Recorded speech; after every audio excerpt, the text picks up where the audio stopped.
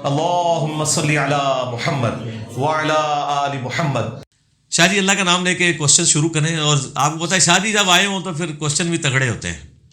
تو شاہ جی بھی پوری تیاری کر کے آتے ہیں ماشاء اللہ تعالیٰ. ہاں شاہ جی اللہ کا نام. من الشیطان الرجیم بسم اللہ الرحمن الرحیم. فرسٹ کوشچن ہے جی، مولانا طارق جمیل صاحب نے ایک کلپ ریکارڈ کرایا جو کہ اس وقت واٹس ایپ اور فیس بک پہ بہت ہی زیادہ وائرل ہو چکا ہے، اور اس میں انہوں نے فرمایا کہ حضرت علی رضی اللہ تعالیٰ عنہ کو مولا علی کہنا چاہیے، حضرت علی نہیں کہنا چاہیے خالی. اس حوالے سے علمی حلقوں میں کھلبلی مچی ہوئی ہے. تو اور دوسری ایک اور چیز میں یہ ایڈ کروں کہ اس میں انہوں نے یہ بھی فرمایا کہ اس میں جو مولا سے مطلب ہے سردار. تو اس کی ذرا وضاحت فرما دیں کہ یہ کیا ممکن. میں مولانا طارق جمیل صاحب حفظہ اللہ تعالیٰ سے کئی معاملات میں اختلاف رکھتا ہوں، لیکن اس معاملے میں جتنی باتیں انہوں نے کی ہیں وہ بالکل ٹھیک کی ہیں، اور میں نے وہ کلپ سارا دیکھا ہے. شاہ جی ہمیں تو بڑی خوشی ہوئی ہے.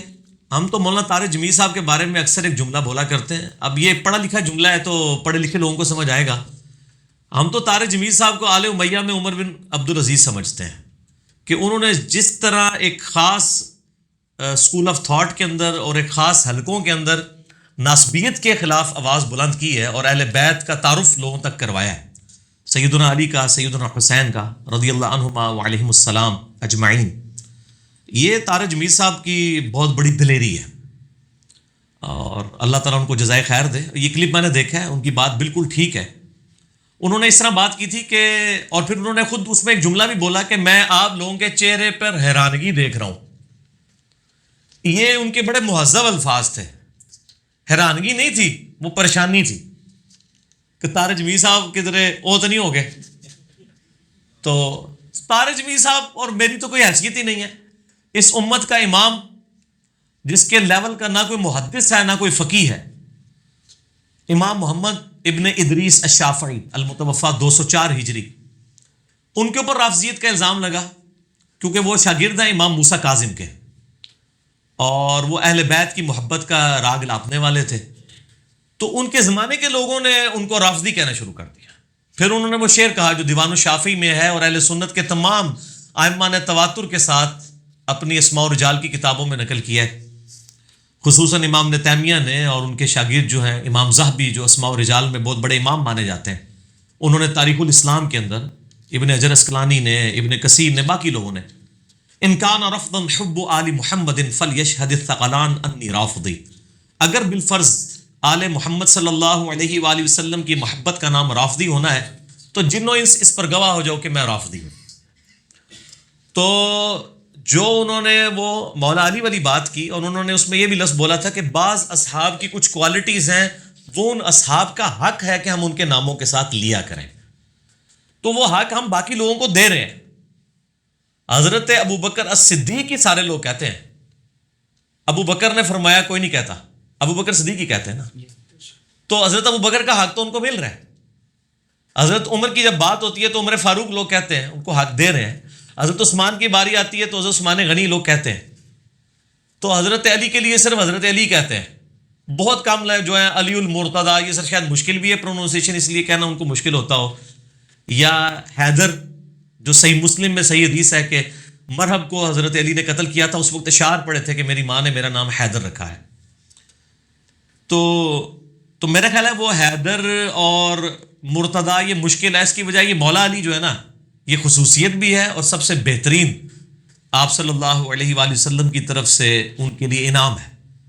تو میں طارق جمیل صاحب کے ساتھ ہوں اس مسئلے میں. اور میرا تو ایک کلپ ہے، لاکھوں لوگ دیکھ چکے ہیں، غدیر خم کی حدیث کے 8 طرق اہل سنت کی کتابوں سے، جس میں میں نے غدیر خم کی جو حدیث ہے جس پہ آپ صلی اللہ علیہ وآلہ وسلم نے یہ ارشاد فرمایا تھا، یہ حدیث جو ہے وہ صحیح مسلم میں اوپر تلے 4 حدیثیں، انٹرنیشنل نمبر کے مطابق کتاب الفضائل ہے جو صحابہ کے فضائل کا چیپٹر میں باب فضائل علی میں 6225 سے لے کے 6228 تک. جامعہ ترمذی میں 3713 نمبر حدیث ہے انٹرنیشنل نمبر کے مطابق. سنن نسائی الکبریٰ کے اندر موجود ہے، مسند احمد کے اندر موجود ہے. یہ 8 کے 8 طرق غدیر خم کی حدیث کے میں نے 8 طریق جو ہے 8 طرق کور کیے تھے. اور یہ میرا جو ریسرچ پیپر ہے اس میں 33 نمبر کے اوپر ہے.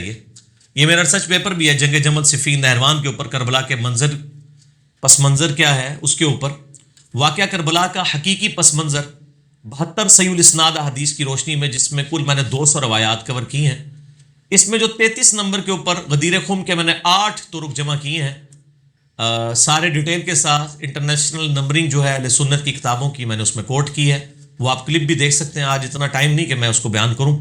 बाल गदीर खुम पे आप सल्लल्लाहु अलैहि वसल्लम ने सैयदना अली का हाथ पकड़ कर सहाबा में यूँ बुलंद किया था और फरमाया था, मन कुन्तु मौलाहु फहादा अलीयुन मौलाहु, जिसका मौला मैं उसका मौला अली। और उससे पहले आपने वो आयत तिलावत की थी सूरह अल अहज़ाब की आयत नंबर 6, अन्नबिय्यु औला बिल मुमिनीना मिन अनफुसिहिम व अज़वाजुहु उम्महातुहुम। नबी इस्लाम जो है वो मोमिनीन की जानों पर उनकी जानों से बढ़कर हक रखते हैं, और नबी की बीवियां उम्मत की माएँ हैं। तो नबी मोमिनीन पर उनकी जानों से भी बढ़कर हक रखते हैं, यानी मोमिनीनों को जितनी अपनी जानें अजीज हैं, इससे बढ़कर नबी इस्लाम का हक है उन पर। फिर आपने फरमाया कि क्या मेरा हक है? तो हाँ, सबने कहा है। तो फिर आप फरमाया, मन कुन्तु मौलाहु फहादा अलीयुन मौलाहु, तो जिस जिस पर मैं हक रखता हूं उस पर अली का भी हक है। ये तारजमी साहब ने सही कहा है कि मौला यहां पर सरदार और आका के मानों में है। हम दिली महबूब तर्जमा करते हैं आप जैसे लोगों के शर से बचने के लिए, वो तो स्पेसिफिक तर्जमा है, लेकिन मौला का मतलब दिली महबूब ये तो हर वक्त है ही है। फिर ये अरबी लिंग्विस्टिक में जहां जहां ये जिन मानों में यूज हो रहा होता है ना, उन्हीं मानों में चला जाता है। मौला लफ्ज आप देखें, मौला का मतलब गुलाम भी है। आप हैरान होंगे कि आका भी और गुलाम भी एक 180 डिग्री मतलब, इसलिए कि मौला का चूंकि लफ्जी मतलब है दिली महबूब, तो ऐसा गुलाम जिसको उसका आका आजाद कर दे, इतना उस पर खुश हो, तो उस गुलाम को कहा जाता है ये मौला है फलां का। जैसा हजरत सौबान को कहा जाता है मौला रसूलुल्लाह सल्लल्लाहु अलैहि वसल्लम। ठीक है जी, क्यों कहा जाता है? कि ये इतना महबूब है अपने आका का कि उसने इसे फ्री में आजाद कर दिया। हजरत सौबान को कहा जाता है मौला, वो रसूलुल्लाह के मौला हैं। अब यहां पे जब कोई रसूलुल्लाह का मौला होगा तो मुराद यह कि आपका महबूब, और नबी अलैहिस्सलाम जब किसी के मौला होंगे तो होंगे तो महबूब, लेकिन आका के मानों में। जैसे हम दुरूद में पढ़ते हैं अल्लाहुम्मा सल्ली अला सय्यिदिना व मौलाना मुहम्मद, या कुरान हकीम में आया इन्नल्लाहा हुवा मौलाहु व जिब्रील व सालिहुल मुमिनीन।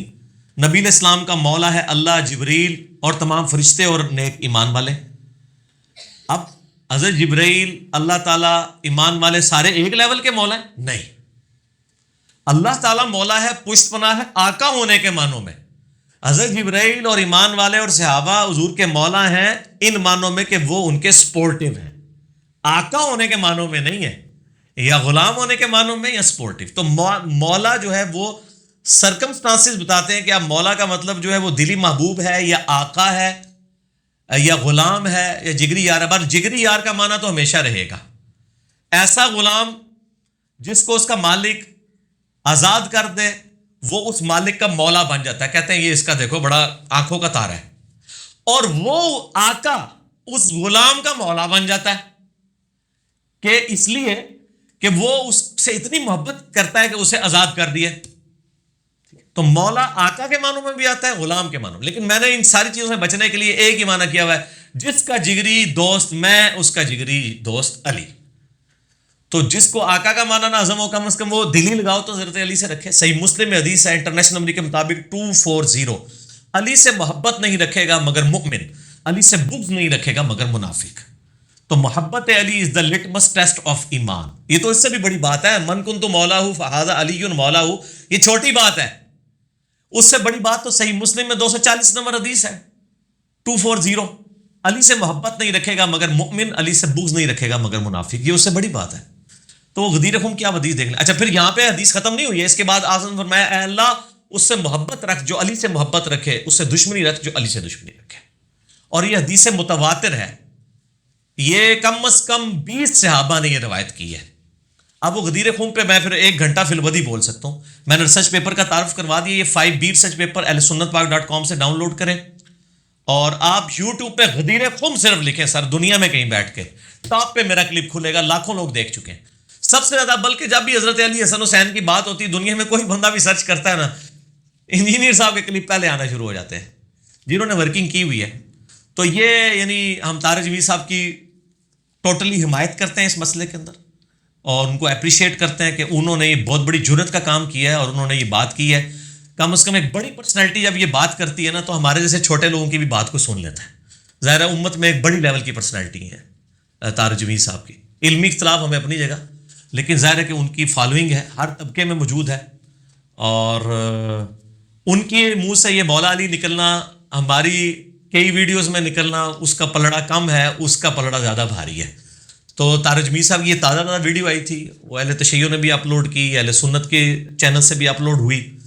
باقی اب جو کوئی اس سے کوئی مولڈ کر کے اس پہ کوئی تھم نیل اور کوئی بنا کے رزلٹ نکالتا ہے, اس کی کوئی ذمہ داری نہیں ہوتی. میری اپنے بارے میں بھی ہے. مجھے لوگ کہتے ہیں جی آپ کے کلپ جو ہے وہ شیعہ نے بھی چڑھائے ہوئے ہیں, بریلویوں نے بھی چڑھائے ہوئے ہیں, دیوبندیوں نے بھی, اہل حدیثوں نے, ہر بندوں نے اپنے مطلب نکالے ہوئے ہیں. کوئی فرق نہیں پڑتا. جب قرآن کے ذریعے لوگوں نے غلط مطلب نکالے ہیں تو قرآن بیچارے کا کیا قصور ہے؟ قرآن کا قصور ہے, وہ تو اس کا قصور ہے جو کر رہا ہے.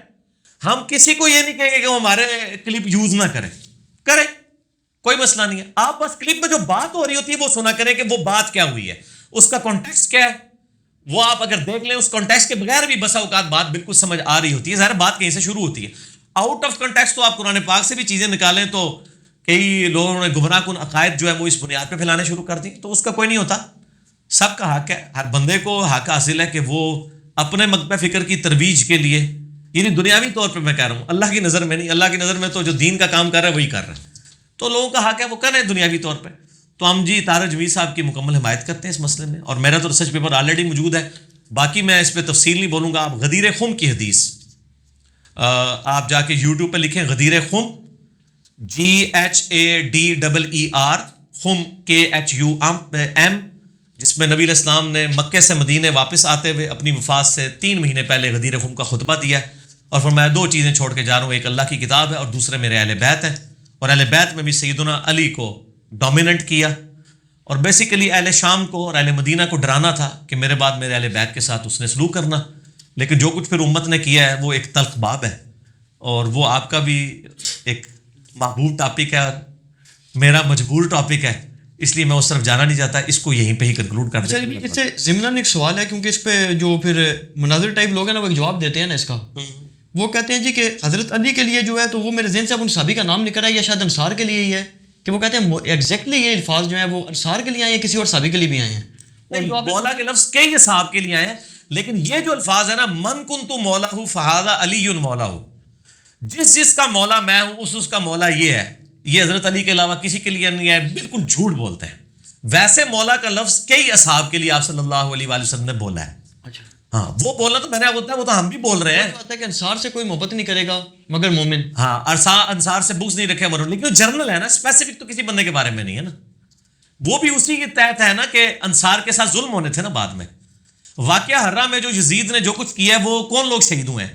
انصار ہی ہوئے نا. وہ اسپیسیفکلی کسی بندے کے بارے میں نہیں, ایک کمیونٹی کے بارے میں ہے کہ میرے بعد اس میں الفاظ ہے کہ انصار تم دیکھو گے اور لوگوں کو ترجیح دی جائے گی, تم صبر کرنا. بخاری مسلم کے الفاظ ہے, یہاں تک کہ حوض کوثر پہ مجھے آ کے ملنا. تو حوض کوثر پہ کیا ہوگا؟ جن لوگوں نے انصار کا حق چھینا ہے ان کو نبی علیہ السلام حوض کوثر سے پھر دور کر دیں گے نا. سحقا سحقا لمن غیر بعدی, ٹھیک ہے نا. پھر اور پاسے میں ٹور پاؤں گا, میں بڑا عہدے تے بولے اللہ دے بندے ہو رہن دو. اچھا, ایک نجی چینل پر ابھی کچھ دن قبل بحث ہوئی ہے کہ کیا کوئی مرد اپنی فوت شدہ بیوی کو ہاتھ لگا سکتا ہے یا اس کو وائس ورثہ کر دیں.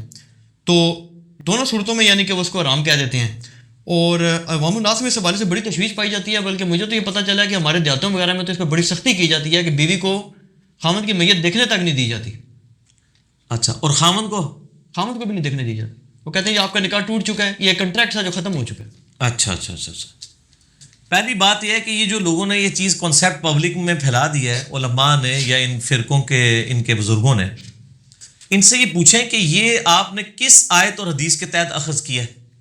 یعنی آئلی زندگی کے اوپر تو سورۃ البقرہ, سورۃ النساء اور بخاری مسلم کی ہزاروں احادیث گواہ ہیں, تو کہیں یہ مسئلہ بیان تو ہوا ہوگا نا. آپ حیران ہوں گے یہ مسئلہ کہیں پہ بھی بیان نہیں ہوا.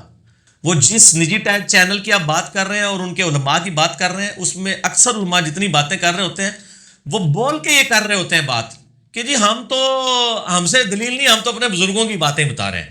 یہ انہوں نے خود اپنی شکست تسلیم کر لی ہوئی ہے کہ ہم جتنی باتیں کر رہے ہیں ہمارے پاس دلیل کوئی نہیں ہے, دلیل منگیو بھی نہ. وہ یہ کہہ رہے ہوتے ہیں کیونکہ ہوتی جو نہیں ہے. اور جب کوئی مانگتا ہے تو اسے لڑ پڑتے ہیں. وہ لڑتے صحیح ہے نا, کیونکہ وہ لڑ رہے اس لیے کہ آپ ان سے وہ چیز مانگ رہے ہیں جو ان کے پاس نہیں ہے. کہاں سے دیں؟ یہ کہہ نہیں سکتے کہ ہے کوئی نہیں ہے, اس میں بھی اپنی بدنامی ہے. تو یہ بات کہیں پہ بھی نہیں لکھی ہوئی, اور ان کا دعویٰ یہ بے دلیل ہے. یہ کہتے ہیں نکاح ٹوٹ جاتا ہے تو اس کی دلیل لے کے آئے کہ نکاح کیسے ٹوٹ گیا.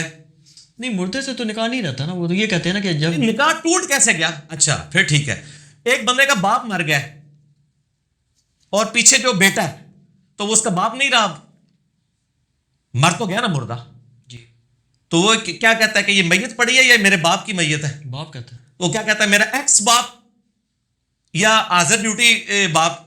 اور جب باپ کے مرنے کے بعد وہ شناختی کارڈ رینیو کراتا ہے تو کیا لکھتا ہے کہ میرے مردہ باپ کا نام ہے اور زندہ باپ کا نام اب بدل چکا ہے.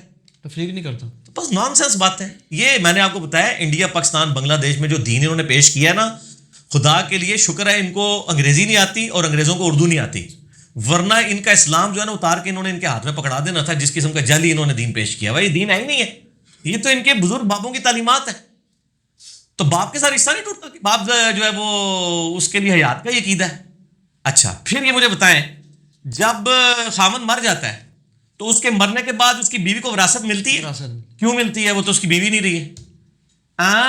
پکی یہ آپ والی دلیل, پکی رمضان اس بھی پھکی, یہی دلیل جو آپ نے دی 11ویں روزے 11ویں شریف دی نسبت نال پھکی. یہی اس پروگرام میں شیعہ عالم نے, لیکن افطار تو بعد لینا ہے, رہ لو بعد لے لینا. اچھا, اور اسی طریقے سے جب بیوی مرتی ہے اس کی وراثت میں سے اس کو حصہ ملتا ہے. تو سر رشتہ ہے, ایسا نہ کریں. اور یہ بالکل انہوں نے فیبریکیٹڈ باتیں بنائی ہوئی ہیں, اور پھر وہ کہتے ہیں کہ جی وہ دیکھیں اس میں, ویسے میرے پاس جو ورژن موجود ہے وہ ڈیفرنٹ ہے. میرے پاس یہ ورژن ہے, وہ کہتے ہیں کہ بیوی خامند کو دیکھ سکتی ہے, خامند نہیں بیوی کو دیکھ سکتا. نہیں, جو میں نے آپ کو ایک ورژن یہ بھی ہے, وہ پریکٹیکل ایک جیلانہ کی مطلب دیہات کی رسم ہے جو نہیں وہ رسم ہے, لیکن آپ کو میں جو پریکٹیکل مسئلہ ہے نا وہ یہ بنایا ہوا ہے. عالم نے بتائی نا وہاں پر جو بات جو یعنی کہ سنی بریلوی مکتب فکر والے تھے نا, اور ظاہر دیوبند والے ایک ہی تھے. ایک ہی انہوں نے وہاں پر یہ کہا جی کہ ننگے جسم کو نہیں ٹچ کیا جا سکتا. جو شیعہ اور اہل حدیث تھے نا, انہوں نے تو خیر ایک مسئلہ ہی الگ بتایا, وہ آپ والی بات ہی کہا. اچھا اچھا, آپ میں نے تو میرے والی تو بات ابھی آئی نہیں ہے, ابھی تو پھکیاں شروع ہوئی ہیں, دلیل تو بعد میں آئے گی. ٹھیک, پہلے ڈکار مارنا شروع کرتے تھے. اچھا, مسئلہ یہ ہے کہ جو ان کا ورژن پبلک کو انہوں نے دیا ہوا نا پڑھے لکھے لوگوں نے, وہ یہ کہتے ہیں کہ بیوی تو خامند کو دے سکتی ہے, غسل دے سکتی ہے, سب کچھ کر سکتی ہے. وہ اس کی دلیل پتہ کیا دیتے ہیں, وہ کہتے ہیں چونکہ بیوی نے تو ابھی کرنی ہے, سوگ کرنا ہے, اچھا تو وہ تو نیا نکاح نہیں کر سکتی. خامند چونکہ بیوی کے مرنے کے بعد نکاح کر سکتا ہے, اس لیے خامند کے پاس تو آپشن موجود ہے. بیوی تو چونکہ وہ 4 مہینے 10 دن تک نکاح نہیں کر سکتی, اس لیے وہ تصور کی جائے گی کہ وہ اس کی بیوی ہے. اچھا, حالانکہ ادھر تو یہاں پہ قرآن پاک میں تو آیا کہ اگر وضع حمل ہو جائے اسی دن بھی تو وہ اس کا تو سوگ بھی ختم ہو جائے گا, 4 مہینے تو گزرنے ہی نہیں ہے. ٹھیک ہو گیا, یہ تو بات ہی ویسے ہی باطل ہے. تو یہ بالکل دعوے ان کے باطل ہے, اس طریقے سے نہیں ہے. یہ انہوں نے جو اس طرح کے سو کی, وہ تو خامند بیوی کے مرنے کے بعد نہیں, بیوی کی زندگی میں بھی دوسری شادی کر سکتا ہے. یہ تو دلیل باطل ہوئی نا. تو یہ بات غلط ہے. ہمارے پاس رول ماڈل نبی علیہ السلام کی مبارک ذات موجود ہے. ان کی میں مثال اس لیے میں نے جنید جمشید والے لیکچر مسئلہ 105 میں دی تھی, جو عائشہ ولی سنن دارمی میں موجود ہے, کہ سیدہ, اب اس کی روایت کے اوپر کلام ہے, کچھ محدثین کے نزدیک صحیح ہے, کچھ کے نزدیک ضعیف ہے, لیکن جو فقہ حنفی کے لوگ ہیں ان کے نزدیک وہ روایت بالکل صحیح ہے سنن دارمی کی, کہ عائشہ نے کہا کہ میرے سر میں درد ہے, تو نبی علیہ السلام فرمایا میرے بھی سر میں درد ہو رہا ہے, اور آپ نے فرمایا عائشہ اگر تو اسی حالت میں مر گئی تو تیری تو خوش نصیبی ہے کہ اللہ کے نبی جو ہیں وہ تجھے غسل بھی دیں گے اور تیرا جنازہ بھی خود پڑھائیں گے, خود دفنائیں گے, تو اس سے بڑی تو خوش نصیبی نہیں ہے. تو یہ آپ نے دل لگی والا معاملہ کیا. تو یہ جب ہم پیش کرتے ہیں تو وہ کہتے ہیں وہ نبی علیہ السلام کی خصوصیت ہے, کیونکہ نبی علیہ السلام کی بیویاں جو ہیں وہ امت کی مائیں ہیں, ان کا تو سٹیٹس ڈفرنٹ ہے, آپ وہ مثال نہ دیں. حالانکہ یہ بات غلط ہے, کیونکہ قرآن میں لقد کان لکم فی رسول اللہ اسوۃ حسنہ, نبی علیہ السلام کی مبارک زندگی میں اسوہ حسنہ ہے, الا یہ کہ نبی علیہ السلام اپنے کسی مسئلے میں کہہ دیں کہ یہ خاص میرے لیے. جب آپ خود کہہ دیں نا یہ خاص میرے لیے, وہ آپ کے لیے خاص ہوتا ہے. ورنہ تو آپ جو کچھ کر رہے ہیں, آپ اپنی بیویوں کے ساتھ اگر ازدواجی تعلق قائم کر رہے ہیں تو یہ خاص نبی علیہ السلام کے لیے اور امتی کسی کے لیے نہیں ہے. جب تک آپ خود اسپیسیفائی نہ کریں نا کسی مسئلے کو یہ خاص میرے لیے, تو وہ پوری امت کے لیے ہوتا ہے. یہ بتائیں کہ کہاں آپ علیہ السلام نے فرمایا کہ یہ خاص میرے لیے ہے, کہ میں ہی اپنی بیوی کو غسل دے سکتا ہوں اور کوئی مرد اپنی بیوی کو نہیں دے سکتا. تو انہوں نے خود فیبریکیٹ کیا. پھر چلے ہم امت میں مثال لیتے ہیں مولا علی کی. سیدنا علی ابن ابی طالب رضی اللہ تعالیٰ عنہ کے بارے میں آتا ہے کہ سیدہ فاطمہ کو انہوں نے غسل دیا ہے خود مولا علی نے, اور یہ صحیح سند کے ساتھ المستدرک للحاکم میں انٹرنیشنل نمبر کے مطابق 4769 نمبر حدیث ہے. یہ نمبر مجھے اس لیے یاد ہے, پچھلے دنوں ای میلز بھی آئی اور سوال بھی لوگ پوچھ رہے تھے. 4769 انٹرنیشنل نمبر کے مطابق المستدرک للحاکم میں موجود ہے, اور انشاءاللہ تعالی ہم اس کا جے پی جی جو ہے وہ اس ویڈیو کے اندر لگا بھی دیں گے, آپ کو انشاءاللہ ایچ ڈی کیمرے میں نظر بھی آ جائے گی وہ حدیث کہ سیدنا علی نے سیدہ فاطمہ کو غسل خود دیا ہے ان کی وفات کے بعد, اور ساتھ سیدنا اسما بنت امیس بھی تھیں جو حضرت ابو بکر کی بیوی تھی, ایکس بیوی, بعد میں حضرت علی سے انہوں نے شادی کر لی. انہی کا بیٹا ہے محمد ابن ابی بکر جو حضرت عائشہ کا بھائی ہے, لیکن پرورش نبی علیہ السلام سیدنا علی نے کی ہے, اور جنگ جمل میں حضرت عائشہ کو وہ سمجھاتا بھی تھا, حضرت علی کی طرف سے تھے وہ محمد بن ابی بکر. نبی علیہ السلام کے مبارک دور میں پیدا ہوئے ہیں, لیکن شیر خارگی کی عمر تھی اس لیے ان کو صحابی نہیں کہا جاتا, ورنہ نبی علیہ السلام نے ان کو دیکھا ہوا ہے, انہوں نے اپنے بالکل شیر خارگی کی عمر میں نبی علیہ السلام کو دیکھا ہوا ہے. 8 ہجری میں پیدا ہوئے ہیں یہ, فتح مکہ والے سال. محمد ابن ابی بکر, ان کی والدہ ہے اسما بنت امیس, ان سے بعد میں حضرت علی نے شادی کر لی حضرت بکر کی وفات کے بعد, اور انہوں نے غسل دیا ہے حضرت فاطمہ کو نبی نے سیدنا علی کے ساتھ مل کے. تو حضرت علی نے چونکہ اپنی بیوی کو خود غسل دیا ہے, یہ امت کے لیے رول ماڈل ہے. اب اگر کوئی شخص کہتا ہے یہ حضرت علی کی خصوصیت ہے, تو دلیل اس نے پیش کرنی ہے کہ کس آیت اور حدیث کے اندر یہ خصوصیت ہے کہ حضرت علی اپنی بیوی کو غسل دے سکتے ہیں اور کوئی نہیں دے سکتا. دوسری طرف کوئی بات ہی نہیں ہے. جو روٹین سے ہٹ کے دعویٰ کرے گا دلیل اس نے دینی ہوتی ہے, ہم نے نہیں سر دلیل دینی, ہمارے پاس تو یہ دلائل موجود ہیں. اب جو اس کو مخصوص کرے گا نا دلیل وہ لے کے آئے گا. تو ان کا مسئلہ ہی بالکل جعلی ہے. بیوی بھی خامند کو ہاتھ لگا سکتی ہے, خامند بھی بیوی کو لگا سکتا ہے, اس سے زیادہ دنیا میں کوئی کلوز رشتہ ہی نہیں اللہ نے بنایا. آج ہی ننگے جسم کو نہیں لگا سکتا, تو زندگی میں کس جسم کو لگاتا تھا وہ ہاتھ؟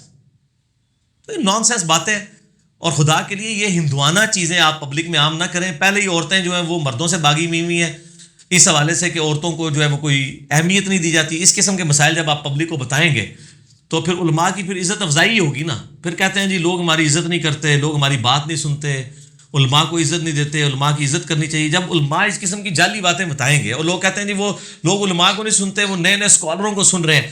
بھائی نئے نئے اسکالروں کو اس لیے سن رہے ہیں کہ وہ ان کتابوں سے حوالے دے رہے ہیں جو کتابیں آپ کے بزرگوں نے لکھی, اور وہ ہمارے بزرگ بھی ہیں یعنی محدثین, اور آپ کے بزرگ جو ہمارے بزرگ تو نہیں ہیں, آپ کے بزرگ ہیں, انہوں نے کیے ترجمے, اور آپ کے بزرگوں کے ترجمے ہم آپ کو دکھا رہے ہیں آپ کے پرنٹنگ پریس سے. یا ہم اس میں جو ڈالیں گے المصلی الحاکم کا, وہ بریلویوں کا ترجمہ میں ڈالوں گا جے پی جی میں, بریلویوں کا ترجمہ انٹرنیشنل نمبر کے اوپر ہوا ہے, اس میں دیکھنا سیدنا علی نے غسل خود دیا. اچھا ایک تھوڑی سی گزارش کروں نا, ایک اور بھی اس پہ بات وہ کر دیتے ہیں. وہ کہتے ہیں جی حضرت مولا علی علیہ السلام ہوں یا حضرت فاطمہ الزہرا سلام اللہ علیہا, ان کی بھی ایسی خصوصیات وہ کہتے ہیں سارے مانتے ہیں کہ جو اور کسی کے لیے جائز نہیں. سر مسئلہ یہ ہے کہ ایک ہے تھریٹیکل بات. تھریٹیکل تو آپ مجھ سے 50 باتیں کروا لیں, میں اسپیسیفک بات کر رہا ہوں کہ سیدنا علی اور فاطمہ کی جو خصوصیات ہیں, کون سی خصوصیات ان کے لیے خاص ہیں اور کون سی امت کے لیے ہیں. یہ تفریق آپ نے دلیل دینی ہے نا, آپ سے مراد ہے وہ دیں گے. وہ دیتے ہیں نا کہ جیسے حضرت علی کے لیے جائز ہے کہ وہ حضرت جنابت. اور سر آپ بات نہیں سمجھ رہے, سر پڑھے لکھے آدمی ہیں, آپ جو باتیں کر رہے ہیں ان کا اس سے کوئی تعلق نہیں ہے نا. حالت جنابت کی تو میں نے مان لی نا. اب آپ لے کے آئے کہ نبی علیہ السلام نے فرمایا ہو کہ صرف علی فاطمہ کو غسل دے سکتا ہے اور کوئی خامند اپنی بیوی کو نہیں دے سکتا, پھر دلیل ہوگی نا. لے کے آئے نا, کہاں ہے دلیل؟ دلیل کوئی نہیں دلیل. یہ بات ہے, ہمیں مطلب چھڑولے نہ چھوڑیں کہ جی فلاں ہو گیا فلاں ہو گیا. پڑھے لکھے بندے کو بیٹھے ہو, اللہ کے بندے ہو, پڑھے لکھے بندے نال دو. پھر میں کہاں گا میں کلا پڑھا لکھا بندہ کدھر جاواں یار. میں گل بار بار ایک بات آپ کو سمجھا رہا ہوں کہ اللہ کے بندو جو روٹین سے ہاتھ کے بات کر رہے ہیں وہ دلیل دینا. انہوں پنجابی جی کو اور محاورہ بھی ہوتا ہے, چھڈو ماجٹ, وہ گل ہے تو خدا کا نام ہے دودھ ماج دے تھلے نہ وہ, ٹھیک ہے. تو جو آپ دلیل پیش کر رہے ہیں نا وہ آپ اس دلیل کے اوپر بات کریں. ہم نے ایک دلیل کی کہ آپ اس کو بتائیں یہ کہاں لکھی ہوئی ہے یہ بات. چونکہ یہ ہو گیا, چونکہ وہ ہو گیا, چنانچہ یہ ہو گیا, یہ ہو گیا, وہ ہو گیا, اور آپ رزلٹ نکال رہے ہیں اپنی مرضی سے. اس طرح تو میں بھی اپنے کہیں ایک رزلٹ نکالنا شروع کر دوں گا. جیسا کہ ترمذی میں صحیح حدیث ہے کہ نبی علیہ السلام نے فرمایا, مسند احمد میں موجود ہے, علی کے علاوہ سارے دروازے مسجد نبوی کے بند کر دو. بخاری میں آتا ہے ابو بکر کے علاوہ سارے دروازے مسجد نبوی کے بند کر دو. تو یہ خصوصیت آئی نا. کہ حضرت علی اور حضرت بکر کی جو گھر کی طرف کا دروازہ تھا وہ نبی علیہ السلام فرمایا کھلا رکھو، باقی سارے گھروں کے دروازے بند کر دو. اب یہ خصوصیت آ گئی نا. اب انہوں نے دکھانا ہے کہ نبی علیہ السلام فرمایا کہ صرف علی اپنی بیوی کو غسل دے سکتا ہے اور کسی کی کوئی اپنی بیوی کو غسل نہیں دے سکتا. یہ دلیل لے کے آئے نا. یہ جب دلیل لے کے آئیں گے تو پھر یہ حضرت علی کے لیے خاص ہوگی، ورنہ یہ جنرل رہے گی. اچھا اس میں ایک چھوٹا سا پھر آپ سے مزید بھی کلیئر کر لوں تاکہ بات بالکل کور ہو جائے نا. ایک بات یہ بھی کرتے ویسے آپ نے اس کا جواب دے دیا خصوصیت والا. وہ کہتے ہیں جی رسول پاک صلی اللہ علیہ وسلم کو خصوصیت اس وجہ سے حاصل ہے کہ آپ صلی اللہ علیہ وسلم کی جو ازواج ہیں وہ ان کے نکاح میں ہی ہیں، اسی وجہ سے وہ تو بات ختم ہوگی نا. میں نے اسی نبی علیہ السلام کی کا موقف ٹھیک ہے ویسے نہیں، یہ موقف غلط ہے. اچھا غلط ہے کہ اس کی بنیاد پہ یہ ہے، یہ موقف یہ غلط ہے موقف. ٹھیک ہے. اچھا ایک اگلا سوال ہے اس کے اوپر ہم یہ کہیں گے کہ اگر آپ یہ بات مان لیں کہ کوئی مرنے کے بعد اس کے نکاح میں ایک اسپیسیفک مان لیں، تو کیا وفات کے بعد کوئی خامد اپنی بیوی کے ساتھ ازدواجی تعلق قائم کر سکتا ہے؟ وفات کے بعد کسی کی بیوی مردہ ہے جی، اس کا خامد زندہ ہے تو اس سے تعلق قائم کر سکتا ہے؟ نہیں کر سکتا. نہیں کر سکتا نا. تو اس کا مطلب ہے اگر وہ بیوی بھی ہے تو وہ بیوی یعنی ایک روحانی رشتے کے اعتبار سے فزیکل کانٹیکٹ تو کوئی بھی نہیں کیا جا سکتا. لہٰذا وہ مثال دینا بھی غلط ہے. ٹھیک ہے. اچھا بہت سے علماء کا یہ موقف ہے کہ قرآن مجید میں جہاں پر من دون اللہ آیا ہے اس سے مراد بت ہیں یا باطل معبود دوسرے چیز، جبکہ دوسری طرف بعض لوگ اولیاء اللہ اور نبیوں کو بھی من دون اللہ میں قرار دے رہے ہیں. دونوں ایکسٹریمسٹ ہیں جی. مسئلہ یہ ہے کہ قرآن حکیم میں جب اللہ کے مخالفین کی بات آتی ہے نا تو اس میں من دون اللہ سے مراد انبیاء کرام کو نہیں لیا جاتا، وہ ظاہر ہے شیطان اور طاغوت کو ہی لیا جاتا ہے. لیکن جب توحید کو اسٹیبلش کرنے کی بات آتی ہے پھر من دون اللہ میں پہلے نمبر پر نبی آتے ہیں، اس لیے کہ نبیوں کے نام کے اوپر ہی اللہ تعالیٰ کی توحید کے اندر جو ہے وہ پولوشن انہوں نے کی ہے. عیسائیوں نے نہیں کی. عیسائیوں نے کس شخص کو اللہ کے مقابلے پہ کھڑا کیا؟ ایک پیغمبر کو، حضرت عیسیٰ علیہ نبینا علیہ الصلوۃ والسلام کو. تو جب توحید کو اسٹیبلش کیا جا رہا ہوتا ہے اور شرک کا خاتمہ کیا جا رہا ہوتا ہے تو اس وقت نبیوں کو من دون اللہ میں ہی اللہ تعالیٰ نے شمار کیا ہے قرآن حکیم کے اندر. اس کی کئی ایک دلیل موجود ہے. میں ایک جو آیت میں اکثر کوٹ کرتا ہوں سورۃ المائدہ کی آیت نمبر 75 ہے سورۃ المائدہ کی. اس میں اللہ تعالیٰ نے حضرت عیسیٰ علیہ السلام کو جو پیغمبر ہے من دون اللہ کہا ہے، اور ان کی والدہ جو اولیاء اللہ میں سے ہے سیدہ مریم ان کو بھی من دون اللہ کہا ہے. سورۃ المائدہ آیت نمبر 75 کے اندر اعوذ باللہ من الشیطان الرجیم بسم اللہ الرحمن الرحیم. مل مسیح ابن مریم الا رسول، عیسیٰ ابن مریم تو نہیں مگر ایک رسول ہی، قد خلت من قبلہ الرسل، ان سے پہلے بھی کئی رسول گزر چکے ہیں. عیسائیوں ان کو آپ اللہ کا بیٹا مان رہے ہو اور آدم علیہ السلام کو اللہ کا بندہ ہی مانتے تھے. اللہ فرماتا ہے پہلے بھی رسول گزرے ان کو تو آپ اللہ کا بیٹا نہیں مان رہے ہو. وَأُمُّهُ صِدِّيقَةٌ، اور ان کی ماں ایک سچی عورت تھی. دونوں کا ذکر آ گیا، عیسیٰ کا بھی اور ان کی ماں کا بھی. کانا یاکلان الطعام، دونوں کھانا کھانے کے محتاج تھے. کون؟ عیسیٰ اور ان کی ماں. آپ جو کہتا ہے جی فلاں بزرگ جو ہیں وہ جناب اتنے سال تک انہوں نے کچھ نہیں کھادا، قرآن کہہ رہا ہے کہ جی سب تو بڑا بزرگ عیسیٰ علیہ نبینا علیہ الصلوۃ والسلام اور ان کی والدہ کھانا کھانے کے محتاج. انظر کیف نبین لهم الآیات، دیکھو تو صحیح ہم اپنی آیات کو کیسے کھول کر بیان کر رہے ہیں. ثم انظر انا یؤفکون، اور پھر ان کی طرف بھی دیکھو یہ کس طرف پھیرے جا رہے ہیں. قل اتعبدون من دون اللہ، اے نبی علیہ السلام فرما دیجئے کیا تم ان من دون اللہ کی عبادت شروع کر دی ہے تم نے؟ کس کی؟ عیسیٰ اور ان کی والدہ کی. ڈویٹی میں کلیم کرتے تھے، اس سے پہلے گزر چکا ہے. لقد کفر الذین قالوا ان اللہ هو المسیح ابن مریم، وہ کافر ہیں جو کہہ رہے ہیں کہ عیسیٰ ابن مریم ہی اللہ ہے. پھر آیا لقد کفر الذین قالوا ان اللہ ثالث ثلاثہ، وہ بھی کافر ہیں جو کہہ رہے ہیں اللہ تین میں سے ایک ہے. اس 72 نمبر آیت سے کانٹیکٹ شروع ہوا ہے.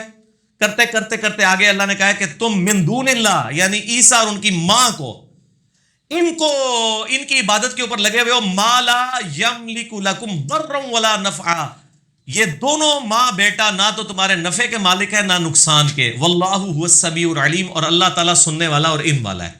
اگر عیسیٰ اور ان کی ماں کسی کے نفع نقصان کے مالک نہیں ہے تو شیخ عبد القادر جیلانی یا مولا علی علیہ السلام کیسے کسی کے نفع نقصان کے مالک ہو سکتے ہیں؟ تو اللہ نے فرمایا کہ عبادت اس کی ہوگی جو تمہارے نفع نقصان کا مالک ہے. اور عیسیٰ ابن مریم اور حضرت مریم دونوں کو من دون اللہ کہہ دیا. سورۃ الانبیاء کھول کے دیکھیں, اللہ نے فرشتوں کو من دون اللہ کہا ہے کہ اگر یہ فرشتے بھی اللہ کی عبادت سے روگردانی کریں گے ان کو بھی دوزخ میں پھینک دیں گے ہم, اگر کریں گے, بفرض محال ہے. اسی طریقے سے سورہ آل عمران میں بھی آیا, یہ آیت نمبر ہے 79, ما کانا, یہ سورہ آل عمران, ما کانا لبشر ان یؤتیہ اللہ الکتاب والحکم والنبوہ, کسی بشر کی یہ شان نہیں ہے کہ ہم اس کو نبوت اور حکمت اور حکم اللہ کی طرف سے اور کتاب دیں. ثم یقول للناس کونوا عبادا لی من دون اللہ, پھر لوگوں سے وہ یہ کہنا شروع کر دے کہ لوگوں اللہ کو چھوڑ کر میری عبادت شروع کر دو. یہاں پہ تمام نبیوں سے اللہ نے کہلوایا کہ وہ من دون اللہ ہیں. کونوا عبادا لی من دون اللہ, کبھی کوئی نبی نہیں کہے گا کہ اللہ کو چھوڑ کے من دون اللہ میری عبادت شروع کر دو. ولیکن کونوا ربانیین, بلکہ وہ تو کہے گا اللہ والے بن جاؤ. بما کنتم تعلمون الکتاب, اس کے سبب جو کتاب کی تعلیم دی جاتی ہے تمہیں, بما کنتم تدرسون, اور اس کے سبب کہ جو تم پڑھاتے ہو. ولا یأمرکم ان تتخذوا الملائکۃ والنبیین اربابا, اور اللہ تمہیں کبھی بھی حکم نہیں دے گا کہ تم فرشتوں کو اور نبیوں کو رب مان لو. ایأمرکم بالکفر بعد اذ انتم مسلمون, کیا اللہ تمہیں کفر کی دعوت دے گا اس کے بعد کہ تم اسلام لا چکے ہو؟ اللہ فرما رہا ہے میں نے تمہیں کفر سکھانا ہے کہ تم جو ہے وہ میرے بندوں کی عبادت کرنا شروع کر دو, ان کے بارے میں کیتا. تو نبی ہوں, فرشتے ہوں, بت ہوں, جن ہوں, سب کے سب من دون اللہ ہیں ایز فار ایز عقیدہ توحید از کنسرن. اگر عقیدہ توحید سے ہٹ کے بات ہو رہی ہو اللہ کے مخالفین کی, تو وہ پھر حزب اللہ, اللہ کی پارٹی جو ہے وہ اولیاء اللہ, انبیاء اور فرشتے ہیں اور صحابہ اکرام ہیں, اور حزب الشیطان جو ہے وہ اللہ کے مخالفین ہیں, پھر وہ طاغوت ہے. تو یہ دونوں طرف ایگزیجریشن ہے. اہل حدیث بھی ایگزیجریٹ کر جاتے ہیں اور بریلوی تو ماشاءاللہ ایگزیجریشن کے ماسٹر ہیں. ٹھیک. اچھا, ایک کوشچن ہے جی کہ آپ رفع یدین کی جو سنت ہے جو ویسے بھی اختلافی ہے, اور اس کے بارے میں یہ بھی نہیں گارنٹی کے ساتھ کہا جا سکتا کہ آیا فرض ہے, واجب ہے, کیا ہے, تو اس کو تو آپ چھوڑنے والوں پہ لعنت کا فتویٰ دے دیتے ہیں, جبکہ دوسری طرف جو ثابت شدہ سنتے ہیں 12 جو فرض نمازوں کی بات ہے ان کو آپ جو ہے وہ لوگوں کو چھوڑنے پر ابھار رہے ہیں. پہلی بات تو یہ کہ ہم نے تو کسی پہ فتویٰ نہیں لگایا کہ وہ لعنتی ہو جائے. ہم نے ہمیشہ یہ کہا کہ آپ اپنے اوپر خود فتویٰ لگائیں. اس لیے پہلی بات ہے کہ رفع الیدین کی سنت کو سارے مانتے ہیں. شاہ جی آپ نے کب سنا ہے کہ کوئی نہیں مانتا؟ کچھ کہتے ہیں منسوخ ہے, کچھ کہتے ہیں جی مستحب ہے, چلو کر لیا. سارے کرتے ہیں. انفی رفع الیدین نہیں کرتے. نماز شروع کیسے کرتے ہیں؟ نماز کے شروع میں کرتے ہیں. تو بس رفع الیدین کی تو سارے مانتے ہیں. ہاں جی آلو, یہ آپ جملے بدل لیں کہ رفع الیدین کو کوئی نہیں مانتا. رفع الیدین کو سارے مانتے ہیں. انفی رفع الیدین سے نہیں نماز شروع کرتے. یہ بازی سنا نہیں مانتے بس. اور سر ادھر آئے نا ہوں ادھر نہ ٹور بابا تسی بھی ٹونڈ کے کوئی ایسی مچھلی لے آؤ گے جی پر نہیں ہوندے پھر لا دیتے ہی رہو. انفی ہے نا اس وقت سب سے بڑے ٹھیکیدار رفع الیدین کی دشمنی پہ. تو رفع الیدین کو تو انفی مانتے ہیں, وہ تو نماز رفع الیدین سے ہی شروع کرتے ہیں. آپ کہہ رہے نہیں مانتے. یہ نہ کہا کریں, آپ کہا کریں اپنی مرضی والا مانتے ہیں, دوسروں کی مرضی والا نہیں مانتے. یہ جب جملہ بولیں گے نا تو ان لوگوں کے جو دھوکے ہیں نا ان کی پبلک کے سامنے آ جائیں گے. یہ نہ کہ رفع الیدین کو نہیں مانتے. عید کے اوپر کتنے رفع الیدین کرتے ہیں انفی؟ رکتے ہی نہیں نے جی. اس وقت تو ان کو خیال نہیں آ رہا ہوتا کہ رفع الیدین منسوخ ہو گیا ہے. اور رفع الیدین جی نماز کا سکون برباد کر دیتا ہے. تسی جہی نماز سال بعد پڑھنی ہوتی ہے وہ بھی بے سکونی نال پڑھتے ہو. اور وتر روزانہ رفع الیدین نہیں کرتے تیسری رکعت میں؟ کرتے. کیوں کرتے ہیں؟ تو یہ آج نیا جملہ لے جائیں کہ رفع الیدین پہ اجماع ہے. رفع الیدین کو سارے مانتے ہیں. ہاں کچھ اپنے مرضی والے رفع الیدین مانتے ہیں, دوسروں کے مرضی والے نہیں مانتے. ہم الحمدللہ سارے رفع الیدین مانتے ہیں جو احادیث میں آئے ہیں. میرا رفع الیدین پہ ڈیٹیل لیکچر ہے, مسئلہ 70B, رفع الیدین سے متعلق فرقہ وارانہ نظریات کا تحقیقی جائزہ, جس میں 8 دھوکے جو انہوں نے دیے ہیں. کبھی گھوڑوں کے دموں والی حدیث لے آتے ہیں, اور کبھی جو ہے وہ بت رکھ کے والی حدیث لے آتے ہیں, کبھی کہتے ہیں نہیں خلفائے راشدین سے ثابت کریں, وہ بھی کیا ہے, کبھی کہتے ہیں وفات تک ثابت کریں, وہ بھی کیا ہے. میرا تو دعویٰ ہے سنی شیعہ کی نماز ہی ایک ہے سوائے انفیوں کے, باقی تو سارے ایک طریقے سے نماز پڑھتے ہیں. تو عباسی جو ہے نا میں ان کے ساتھ ہے. عباسی منافق نہیں ہے. عباسی پہلا رفع الیدین بھی نہیں کرتے. وہ پہلے بھی نہیں کرتے. ہاں میں تو کتنے عرصے سے کہہ رہا ہوں کہ انفی پہلا رفع الیدین چھوڑ دیں تو میں ان کی مخالفت چھوڑ دوں گا. جب آپ پہلا کریں گے اور دوسرا تیسرا اور چوتھا اس کے ساتھ آپ دشمنی رکھیں گے, ہم آپ کو حدیثیں بھی دکھائیں گے, پھر تو ہم آپ کہیں گے نا آپ اپنے فرقے اور بابوں کو لے کے چل رہے ہیں, آپ قرآن و حدیث کو نہیں مان رہے. اب بازیوں نے انکار کیا نا تو پھر واقعی انکار کیا ہے, وہ تو ڈائریکٹ وہ ہاتھ بھی نہیں باندھتے جی وہ آتی ارسال الیدین کہہ کے ڈائریکٹ اللہ اکبر کہہ کے نماز شروع کرتے ہیں, ہاتھ بھی نہیں اٹھاتے.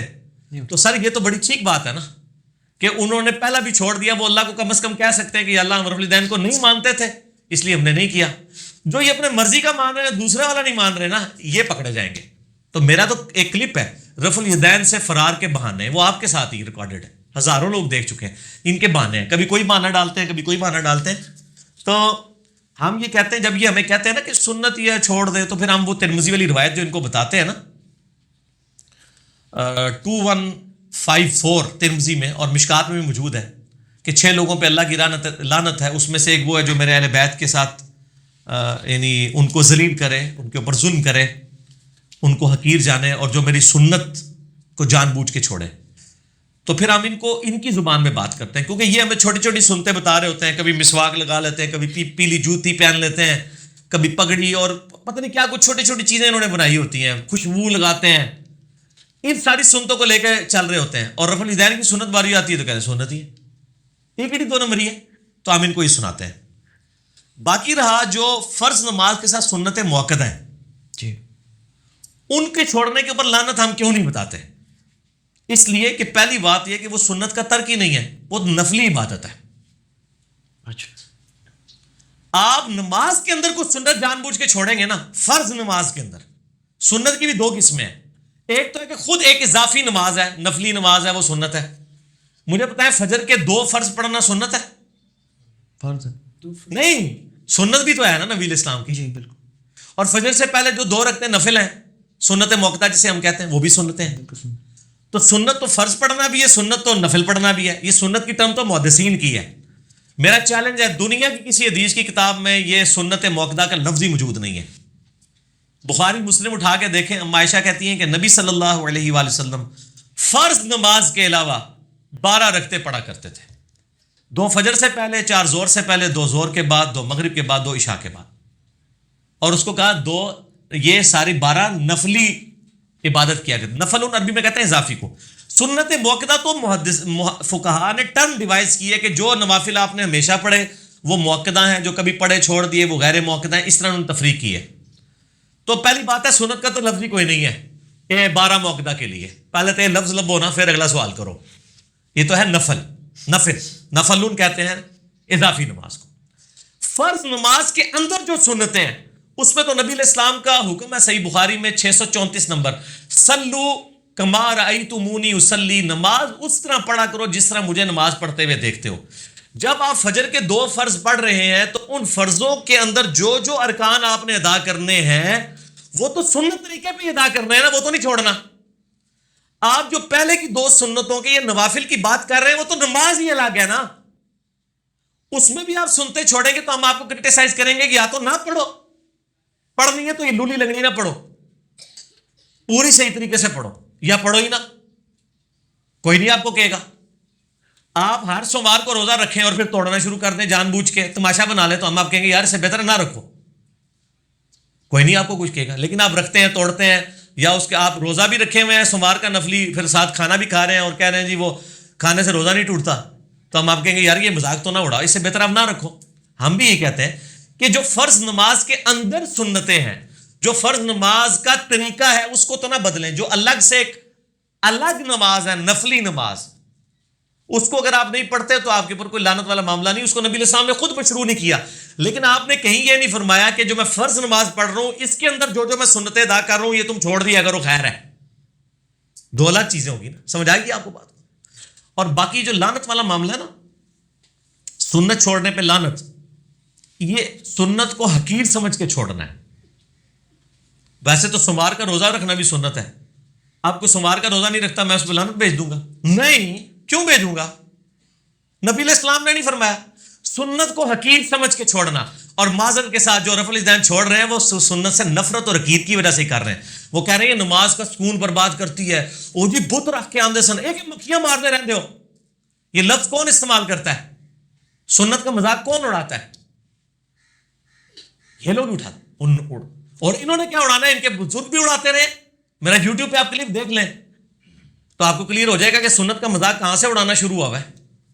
امام حنیفہ رحمہ اللہ سے رفع الیدین پر مناظرہ، حدیث کی کتابوں سے میں نے وہ مناظرہ بتایا، وہ آپ دیکھ لیں کلپ، آپ کو پتہ چل جائے گا. تو یہ سنت کا مذاق جو بھی اڑائے گا نا، اس کے اوپر ہے کہ اللہ تعالیٰ کے نبی علیہ السلام نے سنت کو مذاق سمجھ کے اس کو اڑاتا ہے، اس کے اوپر لعنت ہے. اگر کوئی ویسے سستی کی وجہ سے چھوڑتا ہے وہ الگ بات ہے، لیکن جب آپ فرض نماز پڑھ رہے ہیں اس کے اندر جتنے ہیں اس کے تو آپ ٹکڑے نہ کریں، اس نماز کو تو صحیح طریقے سے ادا کریں نا. اس کے الگ کی نماز ہے، آپ نہ پڑھیں، پوری نہ پڑھیں، لیکن جو نماز آپ نے پڑھنی ہے وہ تو نبی علیہ السلام کے طریقے پہ پڑھنی ہے نا، اس میں تو آپ نے نہیں کہنا. اور میں نے کہا ان کی چڑ بھی صرف رفع الیدین سے ہے، انہوں نے کبھی نہیں کہا خیر ہے سنا چھوڑ دیا کرو روزانہ، آمین بھی سنت ہے چھوڑ دیا کرو، سبحان ربی العظیم بھی ان کے نزدیک سنت ہے. یہ کہتے ہیں صرف رکوع میں اتنی دیر رکنا کہ ایک تسبیح کہا جا سکے یہ واجب ہے، سبحان ربی العظیم پڑھنا کوئی ضروری نہیں. فقہ حنفی آپ کو کوئی حنفیوں کا مفتی نہیں پڑھا سکتا جو میں آپ کو پڑھا سکتا ہوں. فقہ حنفی 1994 میں نے فقہ حنفی یاد کر لی تھی زبانی، بار شریعت میں نے پڑھ لی تھی. فقہ حنفی یاد کیے ہوئے مجھے 24 سال ہو چکے ہیں. فقہ حنفی کا مسئلہ ہے کہ رکوع اور سجدے کی تسبیحات صرف سنت ہے، اتنی دیر رکوع اور سجدے میں رہنا واجب ہے. اگر کوئی خاموشی میں بھی رہے تو اس کی نماز ہو جائے گی. تو سر سبحان ربی العظیم، سبحان ربی اللہ، یہ سب کچھ چھڑوائیں. آپ کو چڑ صرف رفع الیدین کے ساتھ ہے. تو پھر بھائی نہ میں وابی تے نہ میں بابی، نہ اسی بابیاں دے مننے والے تے نہ سو کارڈ جو تسی ہر گل تے بابی دا فتوی لگاندے ہو، نہ اسی ہو. ٹھیک ہو گیا کہ بھائی سجدے کے رفع الیدین کو آپ بھی منسوخ مانتے ہیں نہیں مانتے؟ نہیں، میں تو قائل ہوں، میں نے تو اپنے پمفلٹ میں لکھا ہے. میں کہتا ہوں یہ کر لے تب بھی ٹھیک ہے، نہ کریں تب بھی ٹھیک ہے، دونوں ثابت ہیں. جس طرح وطر کے کئی طریقے ثابت ہیں. دیکھیں ہمیں ٹالرنس ہے. میں کہتا ہوں ہاتھ باندھنا بھی سنت ہے، چھوڑنا بھی سنت ہے، لیکن رفع الیدین کے مسئلے میں اڑا ہوں کیونکہ یہ تو ہمارا دعویٰ ہے اور ہمارا نہیں. امام بخاری نے جز رفع الیدین میں دعویٰ کیا، شروع سے چلتا آ رہا ہے. کوئی لے کے آئے چیز، جہاں ٹالرنس ہے ہم ٹالرنس دیتے ہیں. میں تو اہل حدیث کی مسجد کی پہلی صف میں کھڑے ہو ہاتھ چھوڑ کے بھی نماز پڑھتا ہوں، مجھے تو کوئی ڈر نہیں ہے. اگر کچھ یہ ثابت ہونا، سجدوں میں نے رفع الیدین کئی دفعہ کیا ہے، وہ کرنا بھی ثابت ہے. حضرت ابو ہریرہ سے جز رفع الیدین میں موجود ہے، حضرت انس بن مالک سے کہ وہ سجدوں میں رفع الیدین کرتے تھے، 105 نمبر روایت ہے. تو ہم قائل ہیں، ٹھیک، نہ کرنے کے بھی قائل ہیں. نبی علیہ السلام نے کیا بھی ہے، نہیں بھی کیا. لیکن جو باقی 4 رفع الیدین ہے نا، اس پہ اتفاق ہے. نماز شروع کرتے وقت، رکوع میں جاتے وقت، رکوع سے اٹھتے وقت اور تیسری رکعت کو سٹارٹ کرتے وقت، یہ 4 رفع الیدین جو ہے. ٹھیک ہو؟ ٹھیک، ہر رکعت میں رکوع میں جاتے وقت، رکوع سے اٹھتے وقت. ٹھیک ہے. ہاں جی. اچھا، کیا موبائل فون سے آیات یا حدیث کو ڈیلیٹ کر دینا جائز ہے، اور پرانے قرآن حکیم کے اوراق کو تلف کرنے کا صحیح طریقہ کیا ہے؟ دیکھ، قرآن پاک جو موبائل کے اندر ہے اس کو ڈیلیٹ کرنے سے وہ بعض لوگ کہتے ہیں گستاخی ہوگی، وہ ڈسٹ بن میں چلا گیا. وہ ساری چیزیں میرے بھائی ایک تھریٹیکلی الیکٹرو میگنیٹک ویوز کی فارم میں چیزیں سٹور ہوئی ہوئی ہیں.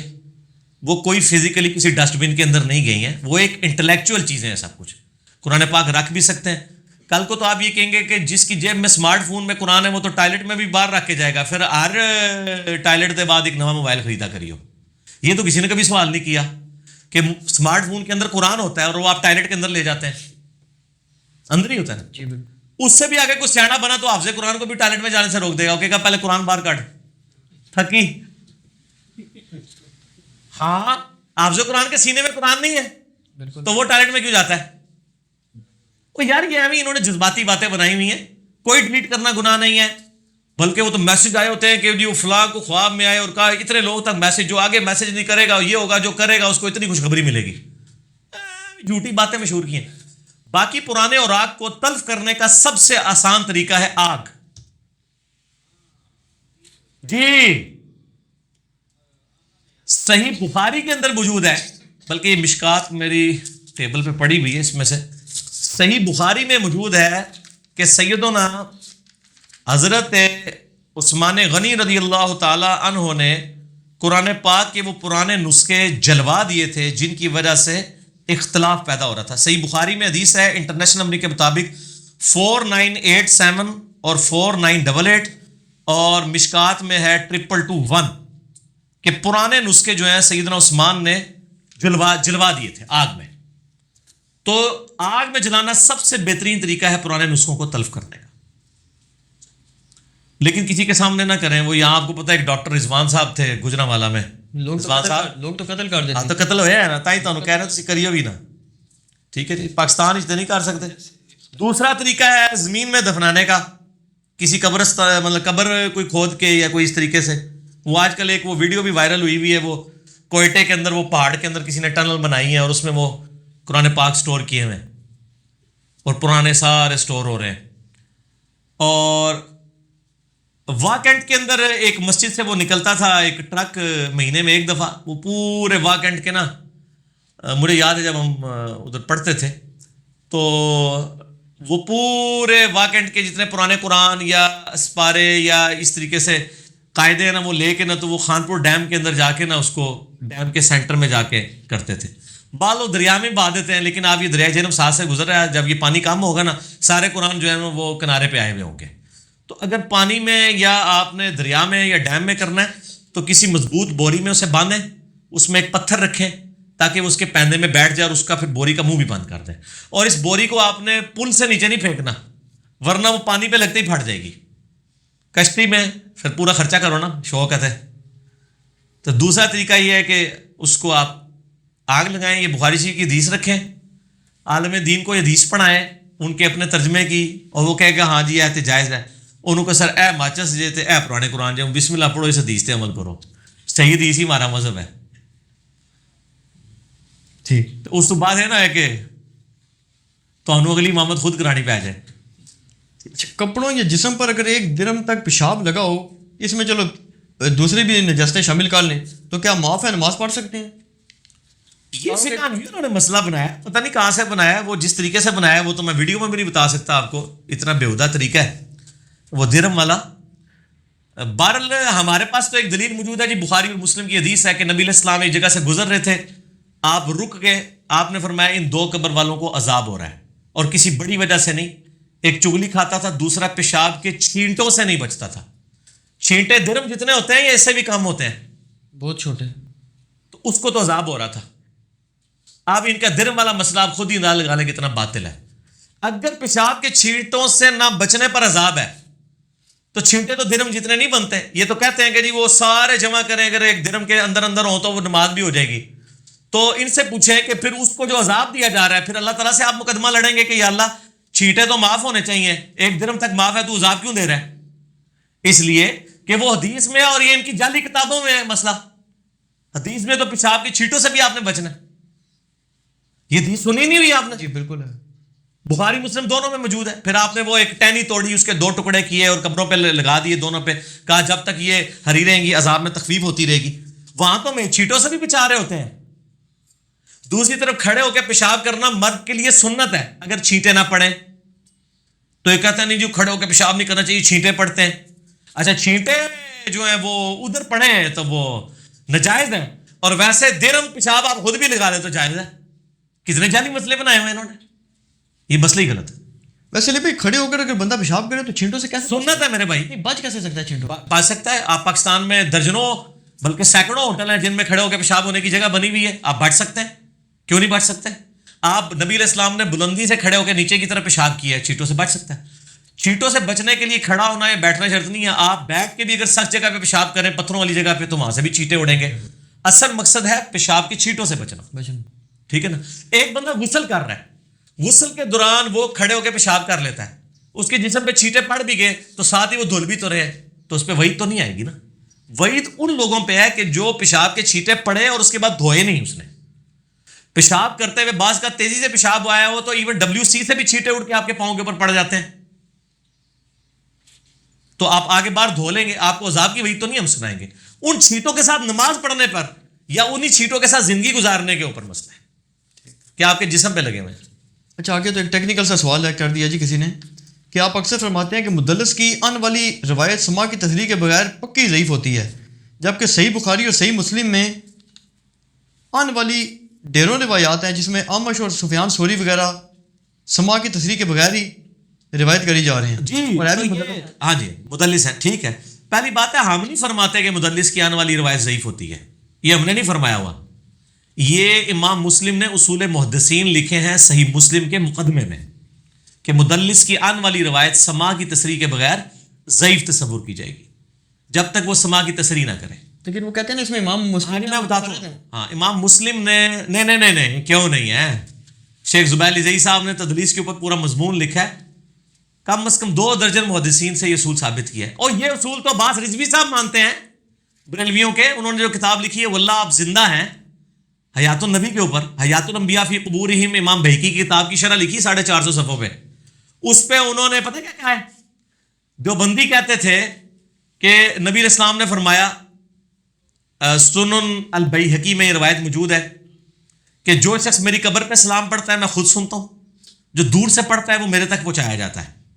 دیوبندی یہ روایت پیش کرتے ہیں, حالانکہ اس روایت کو امام بہقی نے خود کہا ہوا ہے کہ ضعیف ہے. اچھا, عباس رضوی صاحب کہتے ہیں یہ روایت ضعیف ہے اس لیے کہ اس میں اعمش مدلس ہے اور عن سے روایت کر رہا ہے. عباس رضوی صاحب نے اس روایت کو ضعیف کہہ دیا کہ نبی علیہ السلام قبر مبارک پہ خود سنتے ہیں. وہ کہتے ہیں ہماری مجبوری ہے اس کو ضعیف کہنا, کیونکہ ہم تو کہتے ہیں یہاں سے بھی سنتے ہیں. اگر یہ ہم مان لیں قبر پہ سنتے ہیں اور یہاں سے پہنچایا جاتا ہے تو ہمارے فرقے کا نقصان ہو جائے گا. انہوں نے کہا کہ اعمش کی تدلیس ہے, اور وہ کہتے ہیں پیٹ محدثین کا رول ہے کہ مدلس کی آن والی روایت سماع کی تصریح کے بغیر ضعیف ہوتی ہے. تو اعمش کی تدلیس کے ساتھ ضعیف ہونے کو تو عباس رضوی صاحب بھی مانتے ہیں, بریلویوں کے محقق, بریلویوں کے زبیر علی زئی سمجھ لیں آپ, وہ بھی مانتے ہیں.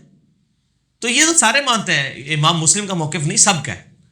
اور آپ اس کی مثال دیکھیں نا, سنن ابی داؤد میں حدیث ہے کہ نبی علیہ السلام فرمایا اگر میں سجدہ جائز سمجھتا تو بیویوں سے کہتا کہ اپنے خامدوں کو سجدہ کریں اس حق کے سبب جو اللہ نے ان کو دیا ہے. پوری حدیث اس طرح نا, وہ کوفہ نامی شہر کے ساتھ ہیرا نامی کوئی ایک جگہ تھی, وہاں سے ایک صحابی ہو کے آیا, اس نے دیکھا اپنے سردار کو سجدہ کرتے ہیں, اس نے آ کے نبی علیہ السلام کو سجدہ کیا. آپ فرمایا سر اٹھا یہ کیا کر رہا ہوں؟ کہا میں تو سجدہ کر رہا ہوں کیونکہ میں نے دیکھا لوگ اپنے سردار کو سجدہ کرتے ہیں, تو آپ تو اللہ کے نبی ہیں. آپ نے فرمایا جب میں فوت ہو جاؤں گا تم میری قبر سے گزرو گے, کیا میری قبر پہ بھی سجدہ کرو گے؟ اس نے کہا نہیں یا رسول اللہ. تو فرمایا مجھے کو سجدہ کر رہے ہو؟ اگر میں سجدہ جائز سمجھتا ہوں بیویوں سے کہتا کہ اپنے خامدوں کو سجدہ کرے اس حق کے سبب جو اللہ تعالیٰ نے دیا ہے.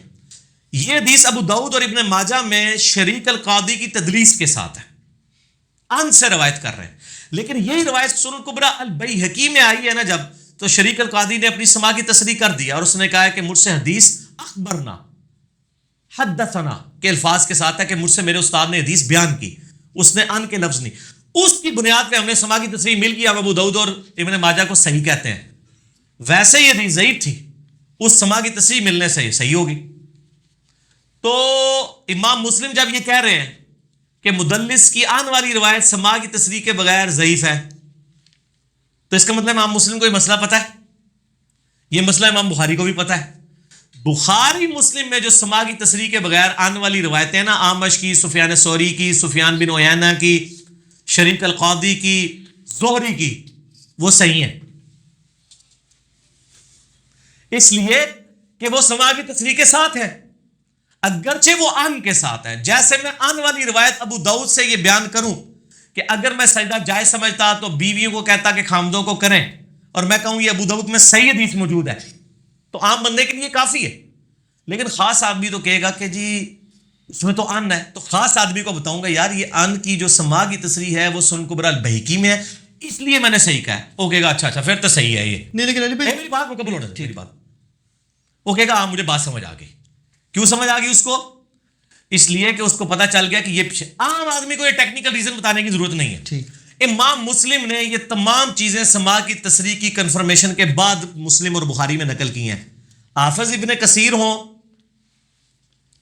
ابن حجر اسقلانی ہوں, بڑے بڑے ائمہ محدثین, ان کا یہ موقف ہے کہ بخاری مسلم کی ساری آنے والی روایات صحیح ہیں, سماع کی تصریح پہ محمول مانی جائیں گی ان اماموں پر اعتماد کرتے ہوئے, کیونکہ وہ امام یہ سمجھتے تھے, وہ تحقیق کر کے ہی نقل کرتے تھے. اب کوئی شخص یہ کہہ سکتا ہے کیوں اعتماد کر رہے ہیں, تو ٹھیک ہے آپ تحقیق کریں. عرب کے ایک اسکالر نے پوری کتاب لکھ دی ہے, بخاری و مسلم کی جتنی آنے والی روایتیں تھیں نا اس کی سماع کی تصریح پہ اس نے باقاعدہ ایک علیحدہ سے کتاب لکھ کے کسی کی تصریح الموطا امام مالک سے نکال لی ہے, کسی کی تصریح ابن ماجہ سے نکال لی ہے, اور یہ کام کچھ تو میں نے بھی کیا ہے. مثلا یہ جو حدیث ہے سنن ابن ماجہ میں جو ہم نے بلو اور گرین کارڈ کے شروع میں لکھی ہے, سنن ابن ماجہ میں 3792, میں اپنے بندے کے ساتھ ہوتا ہوں جب وہ میرا ذکر کرتا ہے اور اس کے ہونٹ میرے ذکر کی وجہ سے ہل رہے ہوتے ہیں. یہ پوری سند سنن ابن ماجہ میں ہے, حدیث قدسی.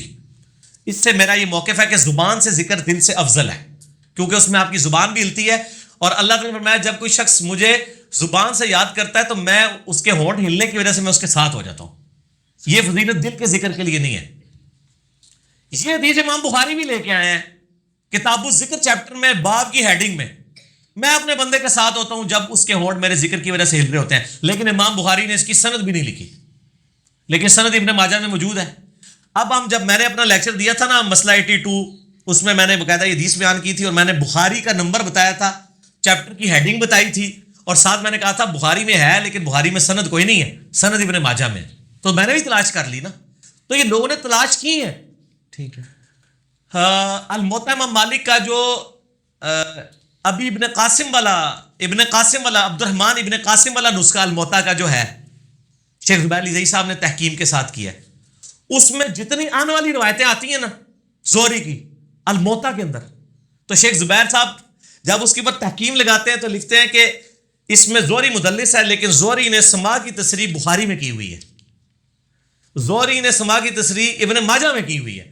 حالانکہ الموطا امام مالک نے خود آنے والی روایتیں لی ہوئی ہیں, اس لیے کہ امام مالک کو پتا تھا کہ آنے والی روایت سما کی تصریح کے بغیر ضعیف ہوتی ہے. وہ پہلے خود تحقیق کر لیتے تھے کہ ہاں اس کی سما کی تصریح اور جگہوں پر موجود ہے. ان کو جو اپنی سند پسند ہوتی تھی نا, وہ اصل میں سند کو عالی کرنا چاہتے تھے نا. اب آپ یہ بھی سوال کر سکتے ہیں جو سما کی تصریح والی ہے وہ کیوں نہیں سند لکھتے ہیں؟ اس میں بندے زیادہ سر انجینئر صاحب ہے نا, اسی ہر چیز کی انجینئرنگ کرنے ہیں. اسی واسطے کہنا کہ میرے مقابلے کو مولوی لاج کرنا چاہنا انہوں پہلے انجینئرنگ کراؤ, مولوی نہیں مقابلہ کر سکتا, کیونکہ انجینئر تو ہر چیز کی انجینئرنگ ریورس انجینئرنگ کرتا ہے. اس کو ہم ریورس انجینئرنگ کرتے ہیں, نٹی گٹی اس کو پکڑنا. وہ اس لیے نہیں کرتے تھے, وہ اپنی سند کو عالی کرتے تھے. اس میں ہو سکتا ہے آپ کو 3-4 راوی اور ایڈ کرنے پڑ جائیں, تو امام مالک کی خواہش ہوتی تھی میرے اور نبی علیہ السلام کے درمیان کم سے کم حدیثیں میں واسطے ہوں. اس کے لیے پھر وہ آنے والی روایتیں بھی لے لیتے تھے. ان کو سلاسل کی حدیثیں کہا جاتا ہے, جو 3 واسطوں سے نبی علیہ السلام تک جاتی ہیں. بخاری کا یہ ترہ امتیاز ہے کہ انہوں نے سلاسل کی حدیثیں لی ہیں. بخاری کو جو مسلم پہ ترجیح دی جاتی ہے, وہ کہتے ہیں سلاسل کی حدیثیں بخاری میں مسلم سے زیادہ ہیں کہ کم واسطے ہیں. وہ واسطے کم کرنے کے لیے سما کی تصریح کے لیے بعض کا, یا پھر راوی اس لیول کا نہیں, یا جو انہوں نے معیار سیٹ کیا ہے نا اس معیار پہ نہیں اترتی وہ روایت. بخاری میں کئی حدیثیں ایسی ہیں جو ترمذی میں موجود ہیں جو بخاری میں نہیں ہے, اور امام ترمذی لکھتے ہیں میں نے اس حدیث کا جب اپنے استاد امام بخاری سے پوچھا تو بخاری نے کہا یہ حدیث بالکل صحیح ہے, لیکن بخاری میں انہوں نے وہ لکھی نہیں ہوئی ہے. ترمذی میں ہے وہ حدیث جو خواب میں نبی علیہ السلام نے اللہ کو دیکھا تھا, مشکات میں 748 نمبر ہے. اب امام بخاری حدیث کو صحیح بھی کہہ رہے ہیں اور بخاری میں لکھ نہیں رہے ہیں, اس لیے کہ جو اصول انہوں نے طے کیا نا اس اعلیٰ درجے کی اس صحت میں نہیں تھی. صحت تھی اعلیٰ درجے کی نہیں تھی. جسے ہم کہتے ہیں بخاری مسلم کا اعلیٰ درجہ جو ہے وہ ترمذی ابو داؤد کا نہیں ہے, چاہے صحیح بھی ہو. ٹھیک ہو گیا, انجینئرنگ کر دیتی نا. انسان نے جواب دو, اگلے سوال بعد کریں گے. ہاں جی, نماز عصر کے وقفے کے بعد شاہ جی اللہ کا نام لے کے باقی سوالات کو بھی. اچھا علی بھائی, یہ کیونکہ مدلس والا مسئلے کا آپ نے ماشاءاللہ بڑا اچھا علمی جواب دیا, کمپریہنسو قسم کا, تو میں چاہ رہا ہوں کہ اس کو بالکل کنکلوڈ کر دیں, کیونکہ یہ سوال بار بار ہو رہا تھا نا, اس کو ہم کور نہیں کر پائے. تو فائنل 2 چیزیں سر پوچھ لوں. ایک تو آپ نے فرمایا کہ امام بخاری رحمۃ اللہ علیہ جو ہیں وہ, یا امام مسلم کوئی بھی ہوں, وہ جب ان والی روایت دیتے تھے تو وہ کسی اور سند میں موجود ہوتی, سما موجود ہوگا. لیکن آپ جو حوالہ جن کتب کا دے رہے ہیں وہ اس کے بعد کی ہیں. نہیں, کتب بعد کی ہیں نا, میرے پاس جو اویلیبل ہے میں وہ بتا رہا ہوں نا. اچھا, اسناد تو ایگزسٹ کرتی ہوتی ہیں. ٹھیک ہو گیا, اسناد تو پہلے کی ایگزسٹ کرتی ہیں. ان کتب کے اندر جو اسناد آئی ہیں وہ اسناد تو امام بخاری سے پہلے کی ہیں. ٹھیک ہو گیا. اچھا, دوسرا یہ ہے کہ یہ جو طبقات والا سلسلہ بتایا جاتا ہے, طبقات المدلسین, اس میں جمہور کا موقف جو ہے وہ ان امام مسلم والا ہے یا دوسروں والا ہے؟ دیکھیں جی, اس میں نے بتایا آپ کو کہ جو طبقات والی تو ڈویژن کی ہے ابن حجر اسقلانی نے آ کے. ٹھیک ہے. ابن حجر اسقلانی تو فوت ہوئے 852 ہجری میں. پہلے تو طبقات کی تقسیم اس طریقے سے پائی نہیں جاتی تھی. جمہور کا موقف کیا ہے؟ یہی موقف ہے کہ مدلس کی آنے والی روایت سما کی تصریح کے بغیر ضعیف ہوتی ہے. اور ہم نے پریکٹیکلی ثابت کیا ہے کہ جو لوگ کہتے ہیں کہ نہیں جو ہے وہ چند بڑے مدلسین ہیں ان سے آپ صرف نظر کر دیں تو خیر ہو جائے گی, پھر ہم نے گستاخانہ جو حدیثیں ہیں جن میں گستاخانہ الفاظ ہیں وہ ہم نے جب حدیثیں بتائی ہیں, ان حدیثوں کی اسناد جو ہے وہ تو سما کی تصریح والے ایشو میں ہی ضعیف ہوتی ہیں, ادروائز تو وہ روایتیں صحیح ہیں. مسئلہ 36 ہے میرا, ضعیف الاسناد اور من گھڑت احادیث کے فتنے کا تحقیقی جائزہ. اس میں نے گستاخانہ عقائد والی 5 روایتیں بتائی ہیں. ان 5 روایتوں کو آپ ضعیف ثابت کرتے ہی اس بنیاد کے اوپر ہیں کہ سما کی تصریح نہیں ہے. مثلا جو مسند احمد میں حدیث موجود ہے, مشکات میں 4902 ہے کہ جو شخص اپنے جعلی نسب پہ فخر کرے اسے کہو کہ اپنے باپ کا عضو تناسل کاٹ کے منہ میں رکھ لے, اور یہ بات کنائے سے نہ کرو بلکہ ڈائریکٹ کرو. اب یہ بات نبی علیہ السلام کے مزاج میں بیٹھتی ہے. اگر آپ سند پہ جائیں تو بالکل ٹھیک ہے, جو تدلیس کو نہیں مانتے. اس میں حسن بصری مدلس ہیں اور ان سے روایت کر رہے ہیں. اعمش اور سفیان ثوری تو شاہی کوئی نہیں ہے. حسن بصری تو 70 صحابہ کا شاگرد ہے.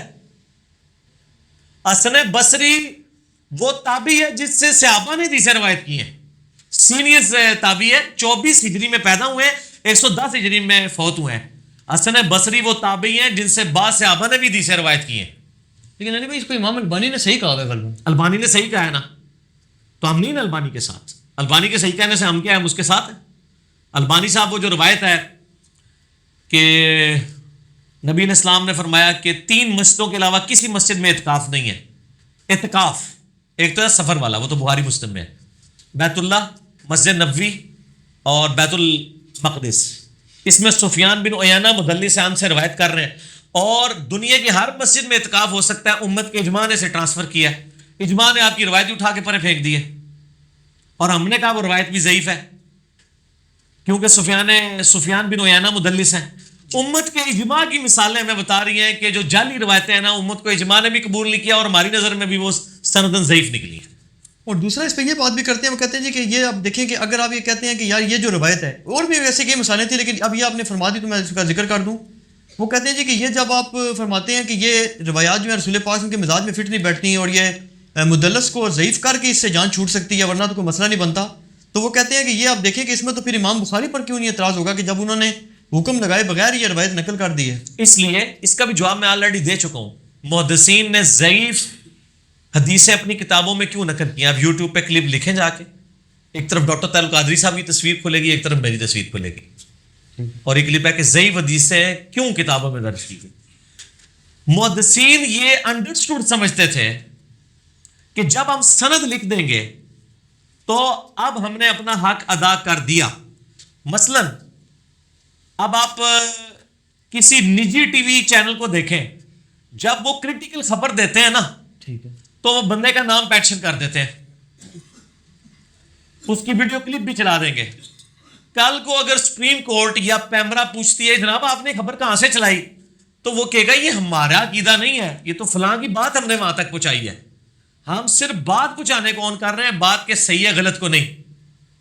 ٹھیک, اس کو وہ آن نہیں کرتا کوئی بھی چینل. اور اکثر پروگراموں کے شروع میں وہ چلاتے ہیں کہ اس پروگرام میں جو آراء آئیں گی یہ اینکر کی اور مہمان کی ذاتی آراء ہیں, ادارے کا اس سے متفق ہونا ضروری نہیں ہے.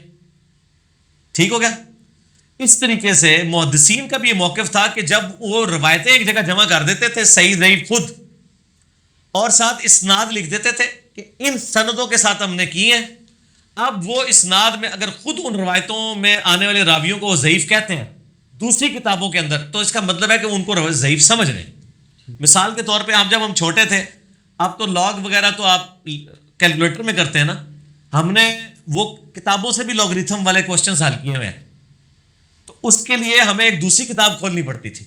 اسماء و رجال کی کتابیں الگ سے انہی محدثین نے لکھی ہیں. امام بخاری نے تاریخ کبیر لکھی ہے, اس کے اندر وہ راویوں کے اوپر اگر جرح کرتے ہیں اور اسی راوی سے وہ الادب المفرد میں یہ والی روایت لے آتے ہیں, عضو تناسل کاٹ کے منہ میں رکھنے والی, یہ امام بخاری نے بھی لی ہوئی ہے. جی ہاں, نہیں. تو جب امام بخاری خود مدلس کی آنے والی روایت کو ضعیف سمجھتے ہیں, حسن بصری کو مدلس سمجھتے ہیں, وہ روایت لکھیں گے تو انڈرسٹوڈ ہے کہ اس روایت کو ضعیف سمجھ رہے ہیں. اب یہ کہنا کہ کیوں لکھی, نہیں لکھنی چاہیے تھی, تو یہ موقف اپنی جگہ ایک وزن رکھتا ہے. اگر آج کے زمانے کی گمراہیاں دیکھ لیتے ہیں امام بخاری تو وہ شاید نہ لکھتے پھر اس طرح. لیکن آپ نے دیکھے انہوں نے الادب المفرد کے بارے میں کبھی دعویٰ بھی نہیں کیا کہ میں ساری صحیح روایتیں لکھ رہا ہوں.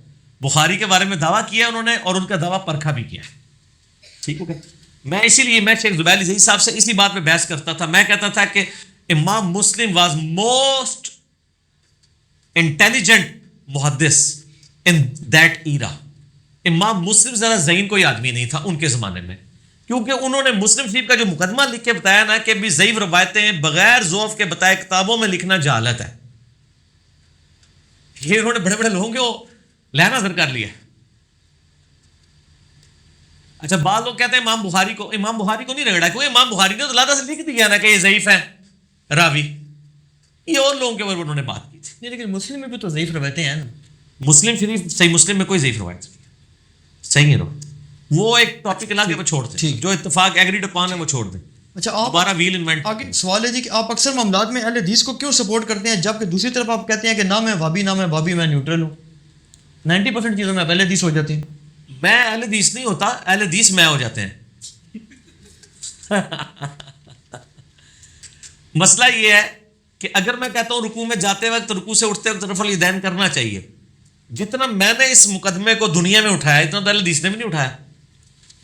اہل حدیث کے انڈیا پاکستان کے پرانے بزرگ دیکھیں, بڑے دبے الفاظ میں لکھتے ہیں کہ جی کرنا چاہیے, بہتر ہے, اگر کوئی نہیں کرتا ہم کچھ نہیں کہتے. میں تو جناب چڑھ گیا سارے ہوتے کہ کیوں نہیں, تو میرے جیسا تو رفع الیدین کا مقدمے کسی نے نہیں اٹھایا. اب اگر اہل حدیث رفع الیدین کرتے ہیں تو یہ کہنا کہ میں اہل حدیث کا سپوکس مین ہوں بالکل غلط ہے. رفع الیدین سب سے بہترین اس روئے عرض پہ کوئی کر رہا ہے نا, جماعت المسلمین والے کر رہے ہیں. آپ ان کا رفع الیدین دیکھیں. میں تو امام کعبہ کے رفع الیدین کو بھی کنڈیم کرتا ہوں, وہ ایسے کر کے رفع الیدین کرتا ہے, اس سے اوپر جاتا ہی نہیں, حالانکہ رفع الیدین تو ایسے ہے پورا. تو ہم اہل حدیث کو نہیں سپورٹ کر رہے, ہم احادیث کو سپورٹ کر رہے ہیں. میرے کئی مسائل جو ہیں وہ اہل حدیث سے اختلافی ہیں, میں احادیث کی بنیاد پہ ان سے اختلاف رکھتا ہوں. تو اس کا ثبوت آپ خود ہی دیں گے. میرے خلاف سب سے زیادہ کلپ کس نے چڑھائے ہوئے ہیں؟ اہل حدیثوں نے بھی. اہل حدیثوں نے چڑھائے ہوئے ہیں نا. اور اہل حدیث کہنا کہ اگر یہ چھپا ہوا بریلوی ہے تو اسے کہیں کہ آپ کے پاس سب سے زیادہ بریلویوں نے چڑھائے ہوئے ہیں. تو میرے بھائی ہم نے تو شیعہ, سنی, بریلوی, دیوبندی, اہل حدیث, جس کی بھی جو بات صحیح ہے اس کو ڈنکے کی چوٹ پہ صحیح کہا ہے, جس کی جو بات غلط ہے وہ غلط کہا ہے. اور اہل حدیث کے لیے تو میں خصوصاً کہوں گا, اور باقیوں کے لیے عموماً, کہ بخاری میں 2311 نمبر حدیث ہے کہ نبی صلی اللہ علیہ وآلہ وسلم نے فرمایا 2311, وہ شیطان نے انسانی شکل میں آ کے آیت الکرسی کا وظیفہ تعلیم کیا تھا. اور یہ اکثر کہتے ہیں جی اگر شیطان بھی صحیح گال کرے نا قرآن حدیث کے مطابق تو لے لو. یہ بات ٹھیک ہے. اگر آپ کو ٹرمپ آ کے کہے کہ جی شاہ جی قرآن میں یہ لکھا ہوا ہے کہ سود حرام ہے, آپ کے ٹرمپ صاحب آپ کی بات نہیں میں نے ماننی چونکہ آپ ٹرمپ ہیں, وہ کہے گا یار قرآن میں لکھا ہوا ہے. آپ کہیں جی چھوڑو جی, آپ قرآن بھی پیش کرو گے تو میں نہیں مانوں گا, یہ آپ کہیں گے. تو سر پھر یہ بات تو نہ کریں. ہم جو قرآن و سنت پیش کر رہے ہیں وہ چاہے بریلویوں کے حق میں ہے, چاہے دیوبندیوں کے حق میں ہے, اہل حدیث کے حق میں ہے. حیات النبی کے مسئلے میں میں دیوبند اور بریلویوں کو سپورٹ کرتا ہوں, سوائے ایک چھوٹی سی غلطی کے. اس مسئلے میں میرا موقف ان کے ساتھ ہے. وہ جو دیکھتا ہے وہ کہتا ہے جی یہ تو مطلب بریلویوں کو سپورٹ کرتا ہے. گستاخانہ عبارتوں میں میں احمد بریلوی صاحب کے ساتھ ہوں ڈنکے کی چوٹ پہ, اور احمد بریلوی صاحب کی جو گستاخیاں وہ میں نے خود بھی ہائی لائٹ کر دی ہیں, چھوڑا ان کو بھی نہیں ہے. جو علمی اختلاف ہے میرا ان سے ریکارڈڈ. انہوں نے ہمیں سکھایا نا کہ جب آپ گستاخی کا اختلاف رائے سب سے کر سکتے تو ہم نے ان سے بھی کیا. ٹھیک ہو, تو ہم کچھ بھی نہیں ہے, ہم کتاب و سنت کے دلائل میں دیکھتے ہیں, اہل حدیث والا مسئلہ نہیں. بال یہ بات ہے, میں آج دوبارہ کر دیتا ہوں, مجھے کوئی یار نہیں ہے. میں اس روئے عرض پہ جتنے بھی مکاتب فکر ہیں مسلمانوں کے, ان میں سب سے بہتر اور قرآن و سنت کے قریب اہل حدیث کو مانتا ہوں. اہل حدیث کی فکر کو, اہل حدیث کے منہج کو, فرقہ اہل حدیث یا علماء اہل حدیث کو نہیں. فرقہ اہل حدیث یا علماء اہل حدیث کو نہیں, اہل حدیث کے منہج کو. جو وہ کہتے ہیں ابھی کتاب اللہ سب سے پہلے نمبر پہ ہے, سنت ہے, اجماع ہے, اور صحابہ کو دیکھنا ہے, باقی اماموں کو بعد میں دیکھنا ہے, آپ نے پہلے ان کو دیکھنا ہے. یہ بالکل ٹھیک باتیں ان کی ٹھیک ہے. جس طرح میں روئے عرض پہ مسلمان گناہگار سے گناہگار بھی ہو, میں اس کو زیادہ بہتر سمجھتا ہوں ایک ہندو, عیسائی اور سکھ سے. یہ ریزیمبلنس کے بغیر میں بات کر رہا ہوں. بات سمجھانے کے لیے اس لیول پہ ایگزامپل دینا ضروری ہوتا ہے. آپ کو اگر کہ جی ٹرمپ بہتر ہے یا حسینہ ڈاکو, تسی پوچھو گے کلمہ کنے پڑھا ہے, وہ کہے گا حسینہ ڈاکو نے, تو کہ پھر وہ بہتر ہے ٹرمپ نالوں, کیونکہ ایک کلمے کا تو بینیفٹ آپ دیں گے نا. تو جس طرح مسلمانوں کو کافروں سے بدعمالیوں کے باوجود بہتر سمجھ رہے ہوتے ہیں ان کے کلمے کے بینیفٹ پہ, اس طرح اہل حدیث کے منہج کے بینیفٹ پہ ہم ان کو باقیوں سے بہتر سمجھتے ہیں. کم از کم ان کو سلیبس کلیئر ہے. ہم نے تو دیکھا ہے کہ اہل حدیث ہی مکتب فقہ کے لوگ ہیں کہ ان کے سامنے ہم بخاری مسلم رکھتے ہیں نا تو وہ سر تسلیم خام کرتے ہیں. باقیوں کو تو بڑے طریقے سے گھیر گھار کے بات سمجھانی پڑتی ہے. اہل حدیث کا یہ ہے کم از کم وہ بات مانے نا خاموشی ضرور اختیار کر لیتے ہیں. لیکن باقی فرقے کے لوگ کہتے ہیں پہلے میں بزرگوں کو پوچھاں گا پھر میں مناں گا بھی بخاری لکھا بھی ہے کہ نہیں. پاوے میں آپ پڑھ لیا لیکن میں پوچھ کے دساں.